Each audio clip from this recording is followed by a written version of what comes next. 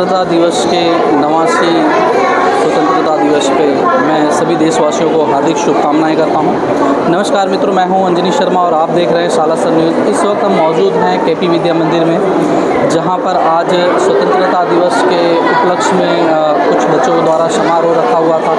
यहाँ के ट्रस्टी से हम बात करना चाहेंगे, तिवारी जी से, स्वतंत्रता दिवस के उपलक्ष्य में। तिवारी जी, पहले तो स्वतंत्रता दिवस की आपको बहुत बहुत हार्दिक शुभकामनाएं। कई सालों से आपका स्कूल चल रहा है, विद्यार्थियों के लिए अलग अलग तरीके से समारोह किया जाता है। आज स्वतंत्रता दिवस के अवसर पर क्या कहना चाहेंगे? स्वतंत्रता दिवस की आप सभी को जो है, पूरे भारतवासियों और खासकर वापी वासियों को जो है बहुत बहुत हार्दिक शुभकामनाएं। हमारा केपी विद्या मंदिर इस स्वतंत्रता दिवस पर जो है अपने बच्चों को यही जो है शुभकामनाएं दिए कि आप लोग जो है आगे के बारे में सोचिए कि हम विकासशील देश में कैसे प्रवेश करेंगे। इसी आधार को मान करके हम अपने बच्चों को ट्रेन करते हैं और बच्चों को जो ऐसी शिक्षा देने का प्रयास करते हैं कि 100 साल जब हमारा जो है देश आज़ाद हो, पूर्ण हो, तो हमारा देश जो है विकासशील के रूप में जो है प्रदर्शित हो, दिखे और जो है हम उसमें जो है प्रवेश करें और अपने आप को सौभाग्यशाली समझें कि जो है हम सब बस जो है अपने देश को आज़ाद करने में जो है हम अपने जीवन को जो है तर्पण किए। धन्यवाद सर। क्या नाम है? मेरा नाम राकेश त्रिपाठी, राष्ट्रीय संरक्षक विप्र कल्याण चैरिटेबल ट्रस्ट। मैं सभी देशवासियों को आज 15 अगस्त की हार्दिक शुभकामनाएं, मंगल कामनाएं। मैं आज इस स्वतंत्रता दिवस के अवसर पर कहना चाहूँगा देशवासियों से कि अपना धर्मवाद, जातिवाद को खत्म करके आज जिस तरह से अमेरिका षड्यंत्र भारत के खिलाफ कर रहा है, उसे खत्म करे और मोदी सरकार को एक बार फिर मजबूत करे। और इसी में देश की भलाई है और इसी में देश का साहस है, इसी में देश की ताकत है। और देश इस तरह से हमारा जो विकास कर रहा है, इस देश के विकास को देख करके अमेरिका पूर्ण रूप से घबरा करके ये षड्यंत्र कर रहा है, बड़े बड़े टैक्स लगा करके उन्हें कमज़ोर करना चाहता है। लेकिन मैं आज आप सभी के माध्यम से, इस चैनल के माध्यम से, सरासर चैनल के माध्यम से मैं यह कहना चाहूँगा, सभी देशवासी एकजुट होकर के धर्मवाद, जातिवाद को खत्म करके भारत को मजबूत करें और एक बार फिर से मोदी सरकार, भाजपा सरकार, तभी देश मजबूत होगा। भारत माता की जय। जैसे कि अभी आप देख रहे हैं तो हमारा भारत अखंड भारत की तरफ दिशा में पैर रख रहा है, आगे बढ़ रहा है। आप देखेंगे तो हमारे यहाँ पे जाति को लेकर के अभी ऑपरेशन सिंदूर चला, जिसमें जाति पूछ करके लोगों को गोली मारी गई। क्या कहना चाहेंगे ऐसे?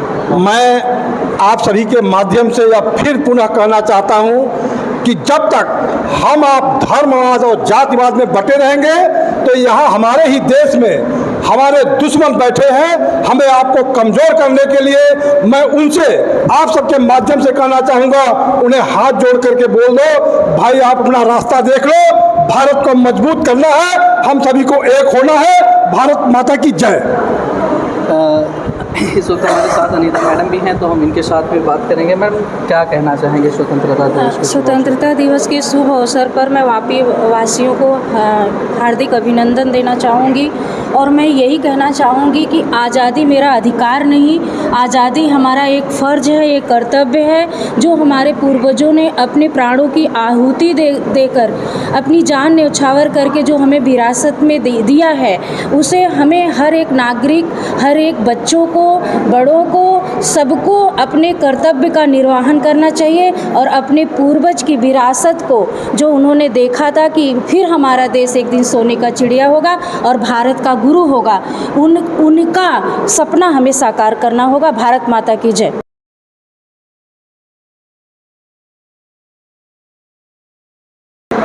इस वक्त महिला मोर्चा के अध्यक्ष भी हमारे साथ में मौजूद हैं, तो उनसे भी हम थोड़ा सा बात करना चाहेंगे स्वतंत्रता दिवस के। मैडम, शुभ अवसर पर कैसा आप देखना चाहते हैं कि देश, जैसे कि आज अखंड भारत की तरफ हमारा देश बढ़ रहा है और देश कहीं ना कहीं हमारा प्रगति की ओर बढ़ते जा रहा है, क्या चाहेंगे कि देश में? मैं अरुणाबेन देसाई, आज आज़ादी का दिन सब चीरी वासियों की तरफ से अपने स्कूल के बच्चों को सबको आशीर्वाद देना चाहती हूँ और सबको आगे बढ़े ऐसा मैं उम्मीद करती हूँ। धन्यवाद। भारत माता की जय। धन्यवाद।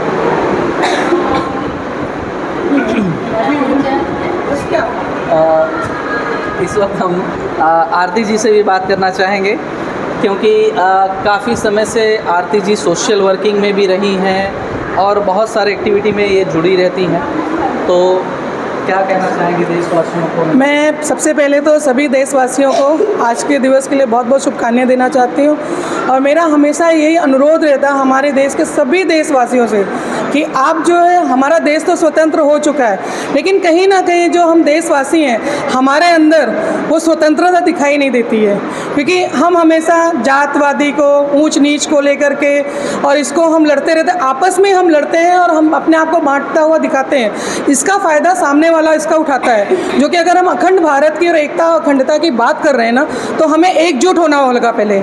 जब हम एकजुट होंगे, और नारी शक्ति तो इतनी शक्ति है नारियों में।